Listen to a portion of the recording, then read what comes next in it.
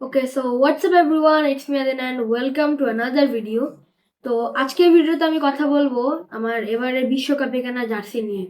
আমি তো world cup দেখি কেবল 2022-তে দেখা হয়েছে, কারণ তার আগেরটার সময় অনেক ছোট ছিলাম।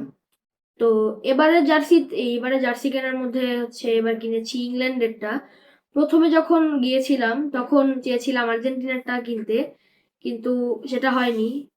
মানে আমি যেহেতু আর্জেন্টিনা সাপোর্ট করি, আর্জেন্টিনা জার্সি কেনার জন্য অনেক বাবাকে বলেছি।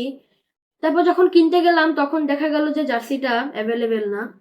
তো তখন বাবার আর আমার চোখে পড়লো হচ্ছে এই ইংল্যান্ডের জার্সিটা, যেটাতে হচ্ছে সাদার মধ্যে সাদা কাজ করা। তো এই জন্য এটা দেখতে অনেক সুন্দর লাগছে। আর দ্বিতীয়বার গিয়েছিলাম হচ্ছে আরেকবার, যে আর্জেন্টিনা জার্সিটা যদি থাকে তাহলে নেব, কিন্তু সেবারও থাকলো না, ছিল না। সেজন্য হচ্ছে আমরা পর্তুগালের জার্সিটা কিনলাম। পর্তুগালের জার্সিটা সুন্দর এবং এটার কেনার কারণ আছে একটা, সেটা হচ্ছে যেহেতু এবার রোনালদোর শেষ বিশ্বকাপ, তাই সে মানে আমি আমি চাচ্ছি যে সে যাতে এবার ওয়ার্ল্ড কাপটা জেতে, কারণ তার কাছে মোটামুটি সব ট্রফি আছে। তাই এবার যদি সে ওয়ার্ল্ড কাপটা পায় তাহলে ভালো।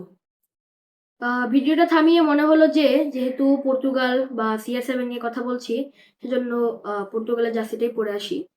তো একটা জিনিস মাথায় কাজ করছে যে রোনালদো ভালো খেলে অবশ্যই। রোনালদো সব জায়গায় ভালো খেলে, আমার কাছে ক্লাবে ভালো খেলে, ন্যাশনালে ভালো খেলে, ন্যাশনাল টিমে। তবে রোনালদো একা খেললে তার পুরো টিম জেতাতে পারবে না। তার আরো হচ্ছে টিমমেটের ভালো খেলতে হবে। এই জন্য হচ্ছে পর্তুগালের এই যে জেতার চান্সটা একটু কম। কিন্তু তাও আমি মনে প্রাণে হচ্ছে পর্তুগালকে সাপোর্ট করব। ধন্যবাদ।